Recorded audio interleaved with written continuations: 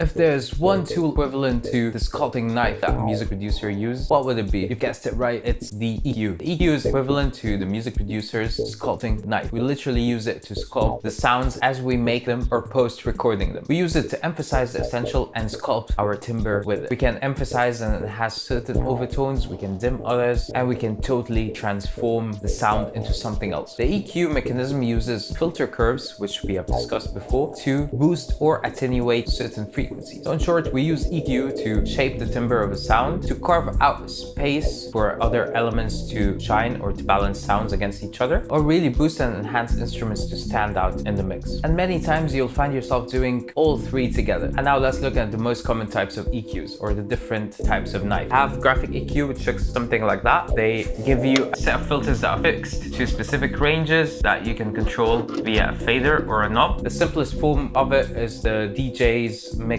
which is basically dissected into three filter bands that you can either boost or attenuate. Number two looks like this, and it's a parametric EQ, which is basically a full-scale control over a wide range of frequency center points. You can control the shape of the filter band for each center, and you could determine and manipulate Q factor. These ones are obviously the most flexible and the most illustrative, and the most colorful type is the semi-parametric EQ. These are the ones we find in all the vintage EQ, hardware, rags, etc. And usually they offer 3 to 4 adjustable frequency center points that you can boost or attenuate, plus adjust their Q factors. They give you already a predetermined sets of frequency ranges that you can boost or attenuate with a separate gain knob. So usually you have a knob that selects the frequency band and a secondary knob to adjust the gain of this band, and usually a switch to determine the Q factor shape from wide to narrow. This is the style of EQ that can offer a lot of color and in some cases distortion capabilities as well.